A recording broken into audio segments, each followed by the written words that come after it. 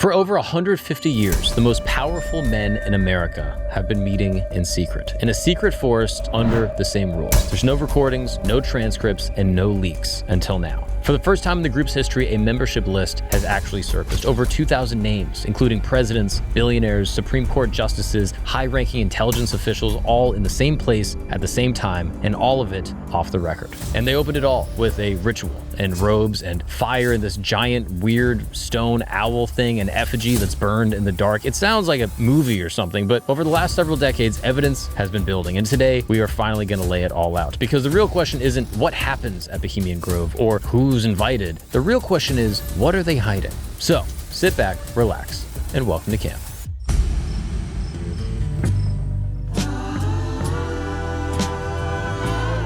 What's up, people, and welcome back to camp. My name is Mark Gagnon, and thank you so much for joining me in this tent, where every single week we explore the most interesting, fascinating, controversial stories from around the world from all time forever. Yes, that is what we do here in this very tent, and I want to say thank you so much to you for tuning in every single week. I mean, the campers are growing strong. We got throngs of people that are tuning in, and it's blowing my mind that the stuff that me and my mom used to debate about as like a 10-year-old kid has this much interest on the internet. It's wild. But I just want to say thank you so much for clicking on the episode, because every time you comment, you like, you help keep the lights on, you help keep the fire burning here at the campsite, and of course you help pay for all of the lavish vacations my dear friend Christos goes on. Christos, how are you? Doing great. All right, Christos, I don't want to cut you off here, and I've been getting a lot of comments about people saying I should be nicer to you, and I'm going to do that going forward. I'm saying the opposite. But not today.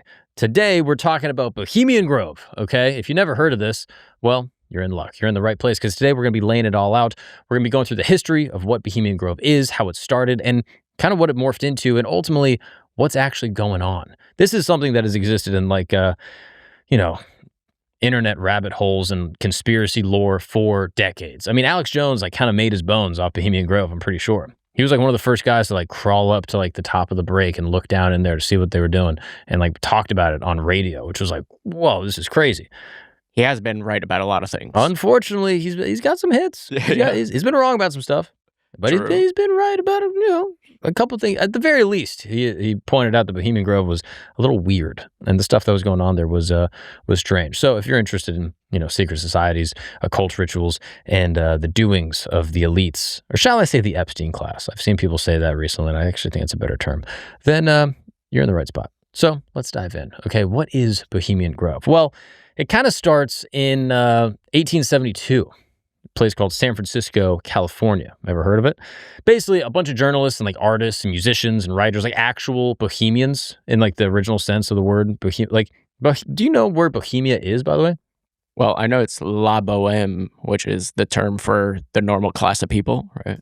Bohemians, as a colloquial term, is artists and people that kind of are avant-garde, that kind of go with the flow, and they sort of reject cultural norms, And it's a town in the Czech Republic. I don't know why that's the term, but that's why people call it Bohemian, and what kind of it means to be a Bohemian. Oh, yeah, here's Bohemia, where it's in Czech Republic, right?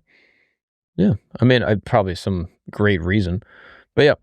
Regardless, that's where these people are getting together, and they're forming a social club, and they call it the Bohemian Club. And the idea is pretty simple from the outset, right? It's get a bunch of creative people to get together, have some drinks, maybe do a little drugs in there, put on some theatrical shows, and they celebrate art, and they choose an owl as their symbol. And they see this owl as representing wisdom. And the motto that they adopt was a line from Shakespeare's Midsummer Night's Dream, weaving spiders come not here, which is essentially a poetic way of saying, no business, no scheming, no deals, with these weaving spiders that are constantly trying to social climb, you leave that at the door, okay? Because in here, we get to hang out and be creative. It's kind of like original Burning Man, is a way to put it, right? Just a bunch of people getting together, just having drinks, probably walking around naked in the woods. And that's, also, let me say, a sick logo.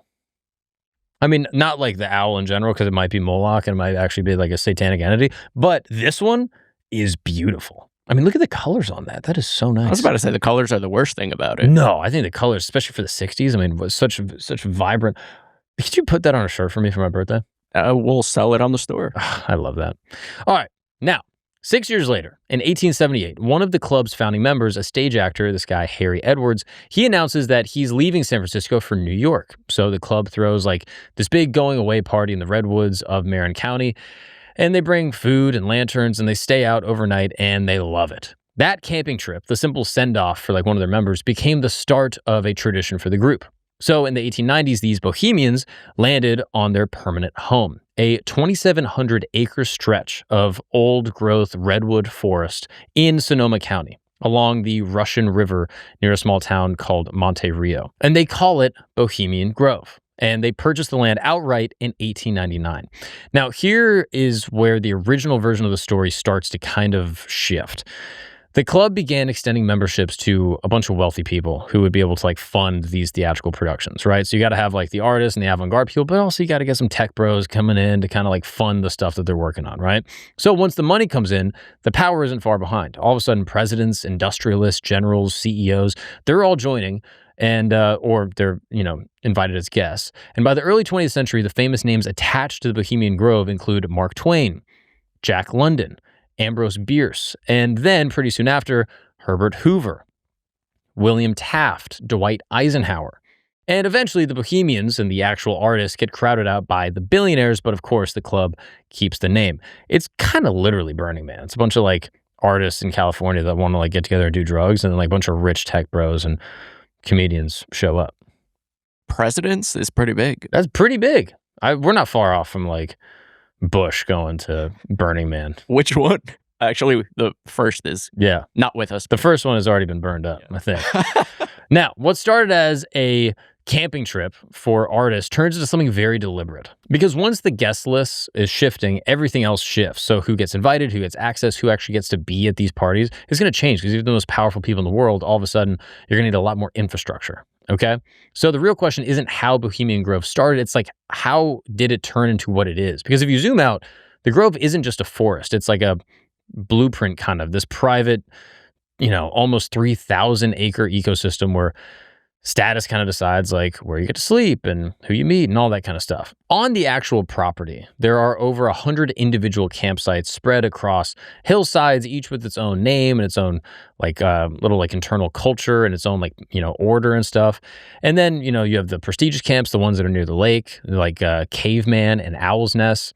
They, have cabinet secretaries and intelligence people and sitting heads of state. Caveman is actually the campsite where presidents traditionally will stay. Now, the peripheral camps further up the ridge are for members who are powerful by, normal, metrics, but not quite like the center of the web.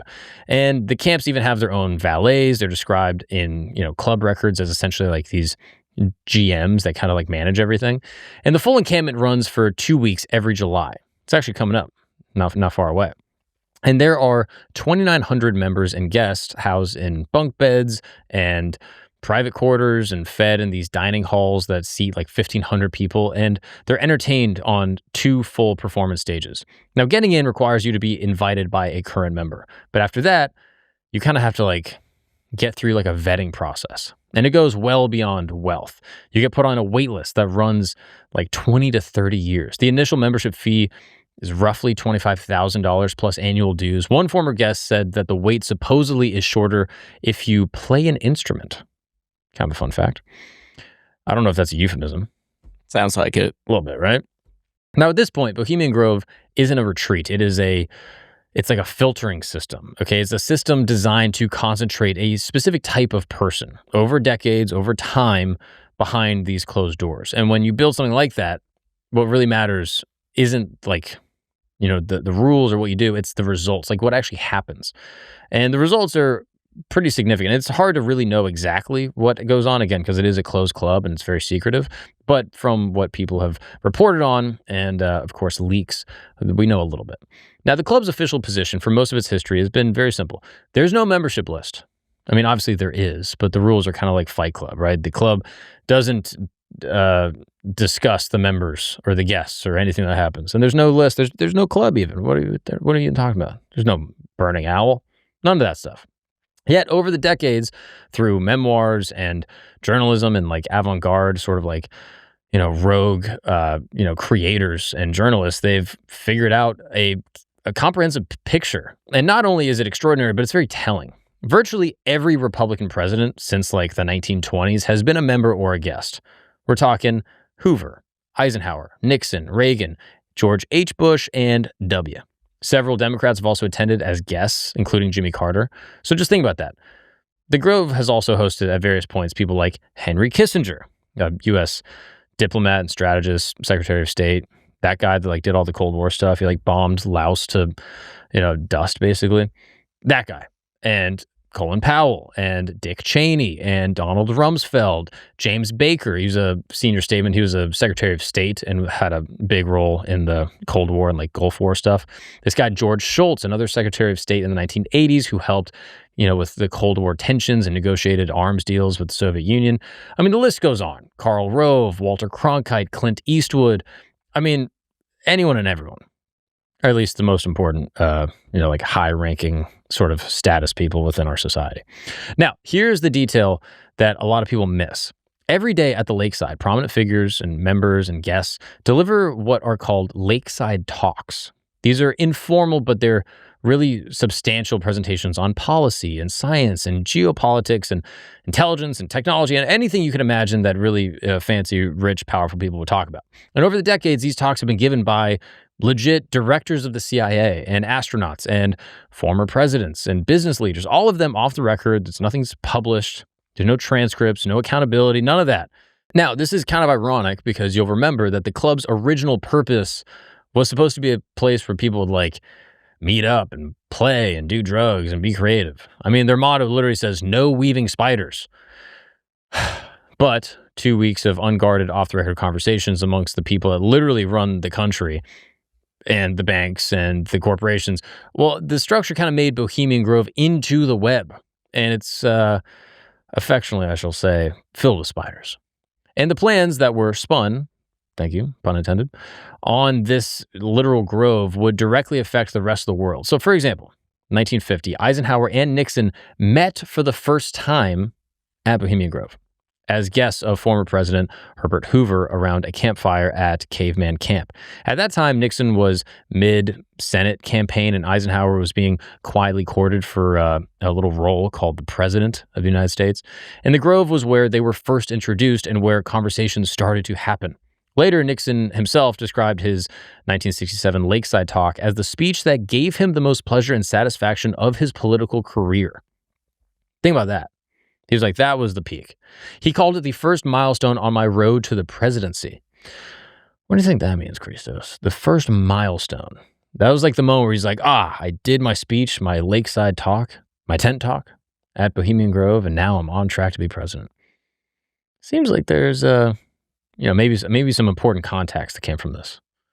Sounds like an unofficial stamp of approval from someone. Perhaps. Now, the speech was entirely off the record. No one really knows what he said. The audience of fellow, Grove members reportedly gave a standing ovation. That same summer, Nixon and Ronald Reagan sat down informally at the Grove and reached sort of like an arrangement. Reagan would stay out of the 1968 presidential primaries unless Nixon faltered. That conversation between two dudes that would eventually become presidents at some retreat center in the middle of California, off the record, you could say shaped the trajectory of the future of American conservatism. Now, if that is all that it would already be extremely powerful. But there's one moment in its history that goes even further than that. A moment where it doesn't just, put people together in the same room. It actually changes the outcome of things. Because at this point, it's like, okay, this sounds like a fraternity. You know what I mean? It sounds like a bunch of dudes getting together, hanging out, and then eventually those dudes go on to be, the shapers of, American foreign policy or banking or corporate interests, and they're all kind of talking and hanging out. But it's just the most high-profile fraternity you could ever imagine. But there's actual substantial, outcomes from this stuff. So in 1942, in the middle of World War II, some of the most important men in America met at Bohemian Grove to try to figure out how to build a bomb. Yeah. September 1942, the United States was at war. We know this. And there's a small group of dudes that gather to answer one of the most consequential questions in human history. Can we build an atomic bomb? So the S1 Executive Committee, the government body that was overseeing early nuclear research, they actually met at Bohemian Grove to resolve the outstanding questions holding back this program. And in attendance was this guy, Ernest Lawrence, and another guy named J. Robert Oppenheimer. two of the most important physicists alive. Also present was the president of Harvard University, representatives at Standard Oil and General Electric, senior military officials, and General Leslie Groves, who would go on to command this entire project. Now, just to be extremely precise about what happened here, because the history on this is remarkable. The site selections and the final construction of the bomb unfolded over 2 months and multiple locations. But the September 1942 Bohemian Grove meeting was a turning point. It was where the committee resolved that the project should be placed under Army control and where General Groves was elevated as its director. Those frameworks set the Manhattan Project on the path that led to Los Alamos and Oak Ridge and Hanford. Remember this whole hey, no weaving spiders? This is literally the center of the web that leads to the creation of the most devastating weapon ever produced by human beings. It's pretty crazy. Wildly enough, the club actually acknowledges that this meeting happened. This is one of the very few things that they'll actually confirm about the Groves history, probably because denying it would be, at this point, harder than just being yeah, some physicists were here. It's not like anything happened. But that framing, some physicists showed up and hung out and, drank some beers by the lake, is exactly the kind of understatement that keeps the secrecy of the Grove alive. Because what the Manhattan Project meeting demonstrates isn't that the Grove is a place where the world's fate is decided over cocktails. It's that when the people who do decide the world's fate need to get into the same room away from the press and from, journalists and off the record in a setting where they can actually speak freely, the Grove, at least in 1942, is the place that they would go. So the takeaway here isn't subtle. When something consequential needs to be discussed, this is where they do it. And yet, that's not what most people associate with this place at all, because the Grove isn't famous for policy or, physics meetups. It's famous for something much weirder. Because every year, on the first night of the encampment, before the talks, before the networking, before any of that stuff, there's a ritual, I guess is how you could describe it. There's I'm trying to use generous framing, okay, just in case I ever get invited. It's a ritual. An opening ceremony. I don't know what you call it. But they've been performing this same thing since 1881. All the members gather at the lake.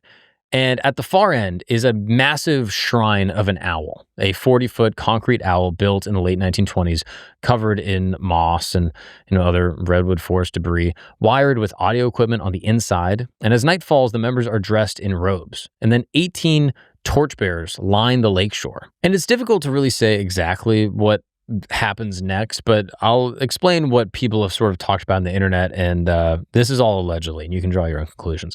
Basically, there's a figure that comes out, maybe the leader of the procession, some would say a high priest type person, that inveighs against dull care. Now, this is a stand-in for the anxieties and the burdens of ordinary life. And an effigy representing care is placed into a coffin, carried in this candle-lit procession and set ablaze in a giant fire in front of the owl. And then the owl speaks. The voice is this booming, recorded, theatrical thing that basically comes from inside the statue. And for decades, the recorded voice actually belonged to Walter Cronkite. Yeah, if you've never heard of Walter Cronkite, he was dubbed the most trusted man in America. The voice of CBS News for decades. He was the man that told the country when JFK was shot. He reported from Vietnam, anchored the moon landing, and every year, at a ceremony deep in the woods, his voice came from inside this giant concrete owl while a bunch of dudes wore robes and they burned this effigy called Dull Care that, by all accounts, is a human effigy that represents something else right in front of the owl. Now, the official explanation here is this. It's a production. It is a theatrical production, which is what the organization has been doing for 200 years. It's a symbolic letting go of the world and the stress of everyday life before this vacation and this time of relaxation and fun can actually begin. Now, the word care in its original English, kiaru, actually means anxiety, not compassion. So you're not burning empathy, you're burning worry, and it's meant to be cathartic. It's not a cult. It's not any type of ritual thing. It's just to symbolize, hey, we're letting go of the outside world. And honestly, that might be the truth. I mean, that's what they're saying. That might be the whole story. Maybe it's just a little thing. On its own, the ritual's a little weird, okay? But combined with all the secrecy, it becomes something very different. Because once an image like that escapes and you actually see, presidents in robes holding torches while they're burning a human effigy, you're like, that's a little weird, right? I don't want to get political, but it's a little weird. Now, In the year 2000, someone actually got inside Bohemian Grove with a hidden camera and captured everything. Now, if you've ever seen the grainy footage of a giant owl and a burning effigy, the clip that's been circulating online for 25 years, this is where it came from. Would you actually mind pulling that clip up? That'd be great. Nobody talks about what actually happened, like what the footage is depicting. What's up, guys? We're going to take a break real quick because I got to tell you something kind of embarrassing, all right? I've been working out pretty consistently for a while. I love working out. I think it's super important, part of my daily routine. And I don't really eat garbage, and I'm doing all the stuff you're supposed to do, and I got in pretty good shape. But at some point, I noticed the results kind of just stopped like matching my effort, kind of around the time that I had a kid. You know, I'd put in like the same amount of work, but like I wasn't getting the same results at the gym. I would get like, a little bit more belly fat. My energy was kind of inconsistent. Recovery was taking a little bit longer. And I assumed like I was just getting older, which makes sense, right? You know, guys, when they hit their 30s, testosterone not like naturally goes down. And, you know, when that happens, your body literally starts storing more fat and you start losing muscle faster. But here's the thing that messed me up. The more body fat you carry, the more your body actually converts testosterone into estrogen, which makes it even easier to gain this fat. And it's a cycle that keeps on going around. And so I started taking Mars Men. And honestly, I've been on it for a while and I've actually noticed a difference. This is going to sound crazy. This is real. 2024, I did blood work. My testosterone was like fine. It was like on the little lower side of normal. And I did blood work recently, completely unrelated to this. And I've been taking Mars Men for, I don't know, maybe like 4 or 5 months. My testosterone went up. Now, I don't know if it's from Mars Men. I'm not going to say it's only them. You know, maybe I've been eating a little cleaner. I've been sleeping better. Who knows? But my testosterone actually got an increase. I mean, I couldn't believe it. My energy feels steadier throughout the day. My workouts have been better. And going into summer, I'm actually like leaning out in a way that I feel better about. Now, Mars Men is a natural supplement. I don't even have it in the studio because it's at my house. There's no synthetic hormones, no sketchy stimulants, just actual ingredients like Tongkat Ali, Shilajit, zinc, boron, and they're designed to actually support healthy testosterone levels. Now, look, you can just go buy all of these supplements yourself. You can go buy Tongkat Ali, Shilajit, but you got to make sure they're from the right place. You got to make sure they're the right quality, and it can get expensive to actually like parse it all together. But with Mars Men, it's just all of it in one, already done for you. It's made in the USA, it's third-party tested in every batch, and over 91% of users actually report higher energy. Now, here's the crazy thing with Mars Men. There's a 90-day money-back guarantee. 90 days. 3 months of trying it out, and if it's not for you, you get your money back. Zero risk. And for a limited time, the people who are listening to this program, you're going to get 50% off for life. I don't know how often this offer comes around. I don't know why they're doing this. 50% off for life, free shipping, and 3 free gifts at mengotomars.com. That's mengotomars.com for 50% off and 3 free gifts when you check out. It's also available on Amazon. It really worked for me. I like it. I still take it because, you know, I like natural supplements and it makes me feel good. Now, when they ask where you heard about it, tell them the good people at Camp Gagnon sent you. It really helps the show more than you know. What's up, guys? We're going to take a break because I want to talk to you about something that happens in your late 20s, early 30s that no one tells you. That basically your ability to handle a night out drinking with the boys completely changes. Bro, when I was 22, I could go out on like a Thursday, sleep 3 hours, wake up, go to work, then go to the gym, feel completely normal, and then do it again the same day. Like I felt invincible. And now I have like 2 glasses of wine, and the next morning I wake up and I'm like, what did I do? And the craziest part is I can actually like see it now. Like I literally will wear like a Whoop and I can see my sleep score that night and be like, oh, I had 2 beers, so now I'm have like a 5% recovery. My body's trying to recover from alcohol in a bunch of different ways, not just dehydration. I mean, it affects, you know, brain chemistry, and your liver has to process everything you drank. And that is why I started using Cheers Restore. Now, Cheers Restore is unbelievable. I'm not even the biggest drinker, and this absolutely has saved me on multiple occasions. All right, this is an after-alcohol aid that's designed specifically to support your liver and your brain after drinking. So the key ingredient is something called DHM, which researchers started studying for how it interacts with alcohol in the body.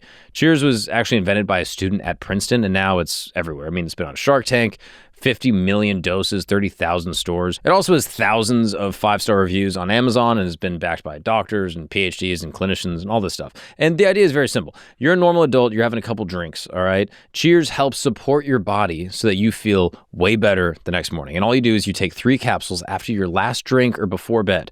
And obviously this isn't for like the insane, you know, college nights, all right? If you have like 12 tequila shots, I don't know what to tell you. But if you're a responsible adult having a couple drinks at a wedding, it's going to make a huge difference. And honestly, for me, the biggest thing is that, I just wake up feeling like a functional person that's still able to get stuff done. I'm able to recover better, and I'm still able to have fun with the boys at night. So same night out, but a way better morning. And that is with Cheers. So for a limited time, our listeners are getting 20% off their entire order when they go to cheershealth.com and they use the code CAMP. So you just go to Cheers Health, use the code CAMP, and you're going to get 20% off.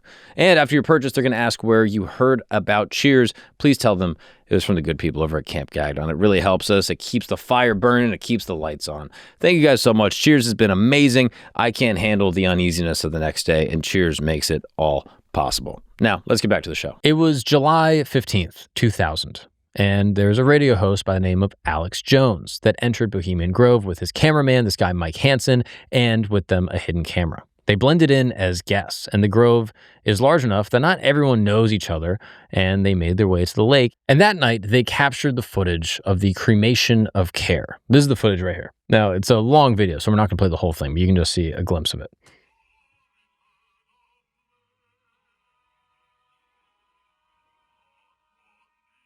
So it's not great footage, but you can see there's sort of this fire. There's a bunch of people kind of standing around.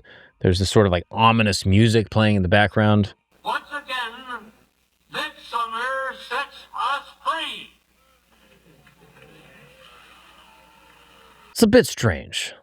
I mean, part of you can just be like, yeah, this is like, rich, powerful people like to do these like campy, big, like shows and theatrical productions, and there's symbolism, and it's kind of fun to like be naughty and, dress up.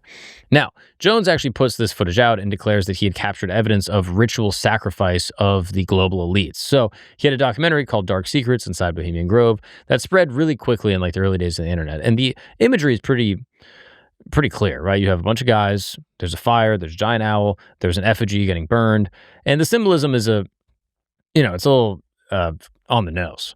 Now, what Jones didn't explain was the sacrifice was a theatrical effigy. The ritual was a scripted, dramatic production, and the robed figures were members who were essentially performing a play. Now, journalist John Ronson, who also entered the Grove and watched the same ceremony, offered a different read. His assessment called it an all-pervading sense of immaturity. He said that the most powerful men in the world playing dress up, drinking a bunch, and watching like this cheesy theatrical show is actually embarrassing. He said like this whole thing isn't like this sinister ritual. It's like just a bunch of dudes like dressing up in the forest, like drinking, and it's actually like pretty whack. It was like that was his take. Now, there's also some different questions that come up. Is one of those frames actually better? Is one of those perspectives actually like make you feel good? Like the idea that these men are performing like these rituals, or the idea that they don't even like doing them and that they're all just kind of getting in there like, getting drunk, watching like this theater play. And, we've all been assuming that there's something grand going on. Both answers in their own way are like a little strange. Now, whatever you make of that footage, it did something important at a time. It lodged the Bohemian Grove, into the psyche of the culture. I mean, this elite, men-only secret society of the country's most powerful people all getting together. Now, a Spy magazine writer who snuck in years before Jones did described the scene pretty plainly. He says, you are inside the Bohemian Grove when you come down a trail in the woods and hear piano music from amid a group of tents, and then around a bend to see a man with a beer in one hand and his in the other urinating into the bushes. Now, that image, the gap between public power, private behavior, is kind of what makes people feel weird about the Grove, right? Take away the costumes, the rumors, the interpretations, this idea of like, ritual sacrifice, and what you're left with is something simpler and honestly, I think more important. It's a place where the most powerful people in the country can act however they want with no cameras and no consequences, and they just all get to like hang out with each other and like rub shoulders. It's literally like a frat, I guess. And eventually that stops being contained. And eventually what happens at Bohemian Grove doesn't stay there. Now, for most of its history, it was a sealed system, right? It wasn't like the most secret thing ever in terms of like, oh, no one knows about it. It was just self-contained. What happened on the inside stayed on the inside, and people had murmurs of like, oh yeah, these people going up in the woods, but it wasn't like top secret, like what goes on at like Los Alamos or like some like, government site, because all these people just wouldn't talk, so nothing ever gets out. But over time, this containment starts to fail. And when it does, it doesn't fail all at once. There's just like breaches that happen over time. And the first time was 1978. The Bohemian Club was charged by the California Department of Fair Employment and Housing with refusing to hire a female employee. It's kind of funny that it was like a gendered employment dispute that kind of like blew the whole thing open. The club fought it in court, citing in the official legal documents that members urinate in the open without even the use of rudimentary toilet facilities, and that the presence of women would actually just alter member behavior. It's just guys being dudes. Nothing, you know what I mean? You can't have a chick in there ruining the whole vibe. Now, the trial judge was later found to have previously participated in club activities. The request to disqualify him was denied, and the club ultimately lost the appeal in 1987 and was forced to begin hiring women as daytime employees. However, women are still barred from membership. And then in 1989, Spy magazine writer Philip Weiss spent 7 days inside the Grove posing just as another guest. And his November article, Masters of the Universe Go to Camp Inside the Bohemian Grove, described uninhibited behavior, is one way to put it. Heavy drinking and this peculiar spectacle of very powerful men regressing into something like a college frat. And in 1993, presidential counselor David Gergen resigned from the Bohemian Club after publicly announcing he would not run around naked at the encampment. That's literally why he stepped down. He's like, yeah, I'm not doing some gay shit, running around naked in the woods. And then came the one that changed everything. In 2023, investigative outlet ProPublica published a Pulitzer Prize-winning investigation into Supreme Court Justice Clarence Thomas. And some of the big headlines were this. Clarence Thomas had accepted luxury travel from billionaire Republican donor, this guy Harlan Crow, for more than 2 decades without disclosing it as required by law. We're talking like cruises on super yachts and private jets and, resort stays and repeated trips to Bohemian Grove. Now, this is significant because bringing a guest into this encampment costs a member like thousands of dollars. And Crow was flying Thomas there on a private jet, and he was covering all the lodging and the fees and all that stuff. And they were sharing a camp with none other than Charles Koch, whose advocacy group Stand Together had cases actively before Clarence Thomas's court. One attendee who saw Thomas at the Grove told ProPublica, "I was taken with how comfortable he was in that environment and how popular. He holds court there." Same camp, same fire, but off the record and off the books. And you have 2 people hanging out, one of which has cases in front of the Supreme Court Justice of the United States, just having a beer, chit-chatting. At the very least, it seems like a conflict of interest. Now, Thomas's initial response was just a denial. His lawyer issued a statement calling the allegations untrue, and he claimed that he'd been advised that hospitality from personal friends without business before the court didn't need to be disclosed. But in June 2024, Clarence Thomas reverses. In an amended financial disclosure, he acknowledged that the very first time he had inadvertently omitted a Bohemian Grove trip from his 2019 filing. He listed it plainly as food and lodging at a private club in Monte Rio, California. Now, here's the thing. ProPublica had documented at least 6 undisclosed Bohemian Grove trips with this guy, Harlan Crow. Thomas's amendment covered only one of them. The ethics investigation continues, the pattern, the denial, and then kind of like a quiet reversal, amendment, and incomplete disclosure has now repeated itself multiple times across multiple different trips. So when you're looking at this all together, right, like the legal stuff, people on the inside talking about it, like, cultural leaks and people like Alex Jones, like putting it out on the internet, what you're really looking at is something very simple. This is a system that was never fully closed, and it didn't explode. It just kind of like bled. And eventually that bleeding starts to affect the world around it, because Bohemian Grove doesn't exist in isolation. It exists in this place, a real town called Monte Rio. Now, Monte Rio is this small little community at the end of Bohemian Avenue where the Grove's entrance stands. Has the 4th lowest median household income in Sonoma County. It's a quiet, kind of working class river community surrounded by one of the most extraordinary redwood ecosystems on the planet. And every July, it absorbs a 2-week influx of private security details and cars and Secret Service and members and protests and all sorts of stuff, all converging on this narrow road that serves as like the actual way that people go home. So as a result, the relationship between Monte Rio and the encampment is kind of complicated. Some local businesses actually appreciate the surge, right? They see it as like tourism. Others find this disruption to be really frustrating. The Press Democrat reported that protesters blocked the narrow access road, and it created as much disruption for the locals, if not more. But turns out there's an even bigger David and Goliath fight that's going on, the greatest in California's conservation history. So in the mid-2000s, the Bohemian Club submitted a non-industrial timber management plan, proposing to log up to nearly 2 million board feet per year from the property that they own, including stands of old-growth redwoods. Basically, they're trying to cut down a bunch of trees. And the stated rationale was fire prevention.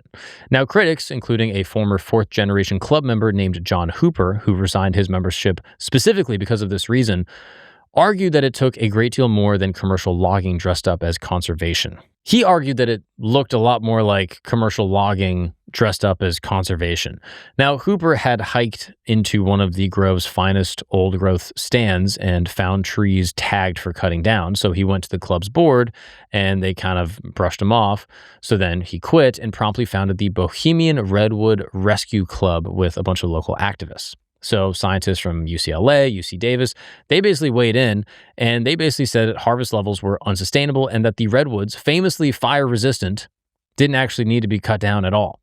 So in 2011, a Sonoma County Superior Judge ruled for the plaintiffs in Sierra Club versus Cal Fire and basically ordered the state to rescind the Bohemian Club's logging permit. And in 2012, the settlement was reached, and the club agreed to permanently protect its finest and largest specimens, some of which are like 1,000 years old. If you've never been to the redwoods, you should. Have you been? Nope. I mean, it's unbelievable. You look at these trees, and you're like, these are crazy. And the idea that they were just going to like cut down like thousands to hundreds of thousands of trees is kind of heartbreaking. Now, as one attorney on the winning side basically put it, no matter how influential a group may be, it's not exempt from the law. So even here, this is kind of like a long way to say, there's a place defined by access and installation and influence, but still the system isn't untouchable. It can be challenged and it can be constrained, but only when there's enough pressure built long enough from the outside that it forces it to do that. And that matters because for most of the history of the club, for 150 years, the Bohemian Club's official position on membership was simple, right? There's no list. The club doesn't disclose any of the members. And Bohemian Grove was built on this assumption that no one could see inside, but that assumption didn't last forever because finally, someone proved that wrong. Now, in February of 2026, this is, just a few months ago, an independent journalist named Daniel Boguslaw broke that position completely open. Boguslaw drove from Massachusetts to the Bay Area with a 2017 partial attendance list as leverage, identified a club member, and went to that person's office every single day for a week, and he got nothing. He stayed at the Tenderloin Hotel, he relocated to West Oakland, and he kept on waiting, and then one night at Eli's Mile High Club in Oakland, a courier just arrives with 2 manila envelopes, and inside was what appeared to be the 2023 Bohemian Grove Camp membership list. That's it. 2,200 names. Boguslaw published it on his Substack, Deeper States, on February 25th, 2026, and the San Francisco Standard independently reached a club insider who confirmed that it was the genuine 2023 attendance roster. The Press Democrat conducted its own verification, and the Bohemian Club spokesperson declined to confirm or deny, citing that the club's longstanding privacy policy would basically impede them from doing so. Now, The Intercept, an outlet originally set to run the story, got scared and said no thanks. But Boguslaw published it himself anyway, and the list went crazy. What it revealed wasn't the satanic cabal of, like human sacrifice that Alex Jones maybe posited initially in the early 2000s, but it was something more mundane and more revealing. Some of the names on the roster, again, this is 2023, Michael Bloomberg, Charles Koch, Eric Schmidt, Paul Pelosi, husband of Nancy Pelosi, Conan O'Brien, Ken Burns, Clint Eastwood, and Clarence Thomas, whose names on the list dovetail directly with this ongoing ProPublica investigation about the undisclosed trips. Regardless, let's step back and just look at the famous names for a moment and look at the portrait that the list kind of paints. What this membership list shows is that this is not a cross-section of America, you know what I mean? It's just a bunch of old dudes hanging out in the woods. It's a bunch of people drawn from like finance and defense and, contracting and energy and media and law and politics, yada, yada, yada. And, they're all just sitting in this one camp, all talking and hanging out. And this has basically been the same group that's been controlling the levers of American society for the entirety of its existence. And for 150 years, that slice has been meeting in private, off the record, in the same old forest with no accounting of what's going on. One researcher built a publicly searchable database cross-referencing the names with SEC filings, Open Secrets, a site you should check out, and LinkedIn, turning the leaked list into this open source power map of the upper crust of American aristocracy. What the list didn't reveal was this conspiracy that people have been talking about. But what it does show was something that the club's own motto was designed to actually obscure. This is a deep, dense network that's completely invisible to everyone until now. One detail from this whole thing that we mentioned a little bit before that we should discuss is Moloch. Now, what is Moloch? This has been connected to Bohemian Grove and also some other stuff that I'll explain it through my lens. Again, people are, entitled to their own interpretation. Now, Moloch is a figure from the Bible, and it's associated with child sacrifice. It's referenced in Leviticus and 2 Kings, and the name kind of over time became like colloquial, like shorthand for a system that like devours people. You know what I mean? Like people have described like capitalism as a Moloch. People have described socialism as a Moloch. And then people will describe like literal Moloch as an entity for child sacrifice that's appeased through death and war and all that kind of stuff. Now, the connection with Bohemian Grove comes from Alex Jones's footage. Now, Jones looked at this 40-foot tall owl with a fire burning in front of it and an effigy at the cremation of care ceremony getting, basically cremated. And he called it Moloch. You can see how he gets to that conclusion, right? Now, the problem here is that the Grove Committee has basically said this is just an owl, and it was chosen way back in the day, and it comes from Shakespeare's motto about wisdom. It has nothing to do with this evil, satanic, bloodthirsty, ritualistic, child-sacrificing owl. Like, they call it the cremation of care, not the Moloch ritual, but maybe they can't call it the Moloch ritual because it's kind of obvious. Now, I just want to be fair to the club. Their own literature going back over a century, it never mentions Moloch. There's no documented connection, but the inference here is pretty obvious, right? Jones basically calls the owl Moloch, and people run with it because it makes a ton of sense, right? They have this image of a bunch of dudes in robes with fire and an effigy that he claims is an effigy of a human getting burned in front of a giant statue of an owl. And he's basically like, yeah, this is Moloch. Now, the label comes after the footage, not from evidence from actually like within the club or from the people that have talked about the club. But again, people in the club don't talk about the club. So it's not necessarily, proof that there's nothing there. But you can see how that got connected. Now, people on the internet have also pointed out that there is a child sacrificing demon referenced in the Bible on the $1 bill. You can see it right here. That's the owl. That's Moloch. That's what people have said. All right. Now, this is right on the corner of the $1 bill. It's very small, and if you zoom in, you see this thing that people have said is an owl. Now, the actual official explanation is that it's an incidental detail in engraved scroll work.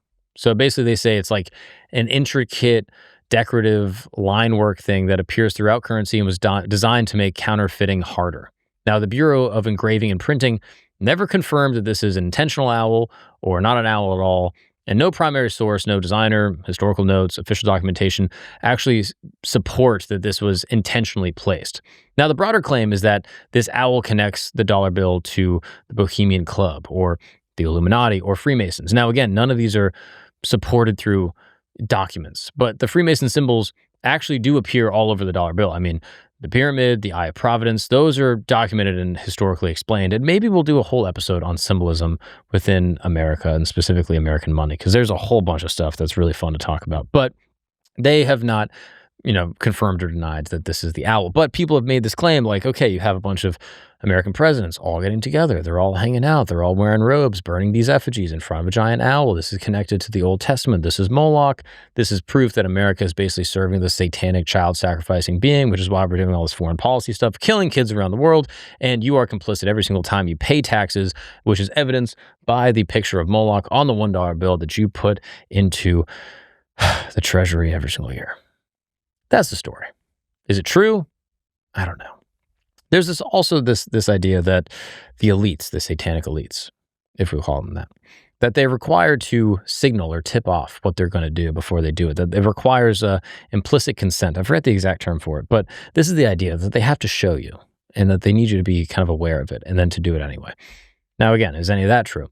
I don't know. I'm not one of these people to claim like this is what's happening. They're controlling it's my Alex Jones impression, that they're controlling the frogs. But like, no, this is more or less why people believe this, where it all comes from, and what the official explanation is, and why people point out, like, hey, this is all pretty weird. That's just my take. It's all very strange. Now, the scary truth of this is that we still don't know exactly what happens at Bohemian Grove. We kind of know who's been there, over the years, and specifically in 2023. We have an idea of what's, going on in terms of like rituals and these sort of, theatrical performances and these plays and stuff like that. And we know some of the most consequential relationships in modern history have definitely passed through this forest. But the actual conversations, the actual business dealings, the private alignments, the moment where influence actually takes shape, those are still invisible. The guest list from Bohemian Grove doesn't list out some conspiracy. It's not Epstein Files level of, groundbreaking, but rather it just shows a pattern. It shows that this is an old club and you're not in it. It's a big network that's been quietly reinforcing itself for over a century, basically out of mind. And the crazy thing is that now that we know that the Grove exists for sure, and that people are meeting there, and many of those people are some of the most powerful, high-ranking members of our society, what else is going on? Because maybe the Grove isn't the center of anything in particular. Maybe it's just the part that we happen to stumble across. And maybe we still can't see the whole picture. What other spaces, whether hidden in the California redwoods or somewhere else, are still operating behind closed doors? And what exactly are we not supposed to see? And that, ladies and gentlemen, is a brief history on the Bohemian Grove. And I mean, this is, again, one of those things that people have been talking about for a long while, ever since I've been deep diving on my conspiracy wormholes. This has been the spot where people are like, yeah, this is what's happening. But once again, my position with this stuff is generally like, if you know about it, if I'm talking about it, if there's enough evidence, we can see like a membership list, it's already shifted. Like, this is still like a good meeting place for people to like hang out and do business deals and stuff like that. But like the actual power consolidation centers, I think, shift before you actually know what's going on. That's kind of my theory. What were you going to say, Christos? Well, basically, you're right about it's already gone, but it was at one time a thing. Absolutely, no question. That's how I feel about like the Freemasons. Right. Freemasons like ran America, and like the early, like the late 1700s, 1800s, like this was like a very much a prominent part of American politics. If you wanted to have a seat at the table, if you wanted to get backdoor access to what people were talking about, you needed to be in this club, and that meant you needed to do whatever rituals they were down with, even if you didn't know what the rituals were, even if you just were like, hey, I'm trying to get ahead, I'm trying to meet the right people, I'm trying to like get this business deal. I have a $1 billion construction project and the state won't let me do it, but I know that the mayor is going to this event. Maybe I can go rub shoulders with him and he'll be a little bit more amenable to my desires. That is how I think power actually works. I think that, of course, like the weird rituals and the effigies and these theatrical productions and stuff, it's all strange. And maybe that's a part of it. Maybe that there's a few people on the inside that actually understand the occult significance and they're doing this stuff specifically. But maybe maybe it's just there's some people that are just like, yeah, I'm just trying to get ahead in business and this is the way to do it. Personally, I think that, rich people and powerful people like to do weird stuff.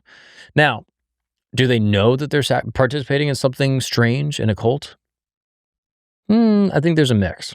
I think specifically at like the turn of the century, at 1900s, people were fascinated by like theosophy. There was like an occult revival. People wanted to go see something that they couldn't explain. They wanted to experience this divine interaction with their life. So they would go to seances and they would go to these sort of black masses. They would go to rituals. They would get their palms read. They would do tarot. They would do all these things that were sort of peripherally spiritual, mystical kind of, experiences. And I think this kind of falls in that camp. I think there's some of the people, this is probably my bet. There's probably like a couple people, maybe early on, maybe they don't even exist anymore, that created this ritual for a specific type of purpose. Maybe they were, doing something satanic, sure. I think the vast majority of people that go are just kind of like going along with it. So like that one dude, John Ronson, that basically said like the whole thing was like very embarrassing and like sort of weird and whack. I think that's probably how like a lot of them feel. I think there's like a subset of them that are like, oh, this is fun and mystical. There's a bunch of them that are like, this is very whack and I just want to like do business and try to climb the social ladder. And then there's probably like a handful at some point in the whole thing that were connected to like some type of weird ritual occult belief. That's kind of my take. But if you're participating in it, then you're kind of complicit. Even if you don't know that's what you're doing. Just by going, putting on the robes, having this whole ceremony, So it's pretty weird. And the fact that all the most powerful people in our country, I mean, presidents, future presidents, former presidents, are all meeting up to like chat. That to me is like, that's just how it all works. And like I said before, once you know about it, it probably moved. And there's probably a group right now where all the most powerful people are going. And we don't know what it is. And by the time we know what it is, and by the time there's documents that leak, they'll all have moved on to a new thing. Just my opinion. I don't know. What say you, Christos? Wouldn't it be funny if the whole tree cutting thing was because of the people that took video conspicuously? Oh, they're like, we can't give them a place to hide. Exactly. Dang. That maybe Alex Jones is the reason they try to cut down hundreds of trees. Alex Jones killed the environment. That's crazy. Yeah, that's the title. Yeah, it's all wild. I'm very glad Alex Jones did that. Yeah. For his faults, we understand that, he's done some crazy things. But this one, I mean, he put it on the map, and I think he forced a lot of people to reckon with this weird ceremony and realize, like, hey, this whole, idea of like the American public, or like rather the American like presidential elite, are just like good God-fearing Christian men that just want to do right. I'm like, they're meeting up in the woods doing rituals. And I'm not saying they're evil for that, but I am saying it's just weird. And anytime people give conspiracy theorists or like, conspiracy curious people like a hard time, they're like, dude, nothing. I'm like, it's weird, bro. Just say it's weird. I'm not saying that they're all evil. I'm not saying that they're murdering people and burning them. I'm just saying it's weird. And I think at the very least we can agree on that. I don't know. What do you guys think? Is there anything I missed? Is there anything that I overlooked? Please drop a comment. I read all of them, YouTube, Spotify, all that. I would love to know what you guys think. Furthermore, I have great news. If you like religious content, if you like going through, occult rituals and all sorts of crazy things that occur in every single religion from around the world, we have Religion Camp. That's where I talk about what everyone believes and where we're all going. And then if you like the history stuff, like we did a little bit today, you're going to like History Camp. That's where we talk about everything that's ever happened. And if you just like to rock with, crazy conspiracy rabbit holes and the stuff going on right now, well, you're always welcome here at Camp Gagnon. Thank you so much for tuning in. Truly means the world. God bless you all, and I'll see you next time. Hey, we have a brand new channel that is a part of the Camp universe, and we made it specifically with you in mind. And I personally think that you're really going to like it. So check it out. And somewhere through the trees, 2,000 men are chanting around a 40-foot owl. This is the Bohemian Grove.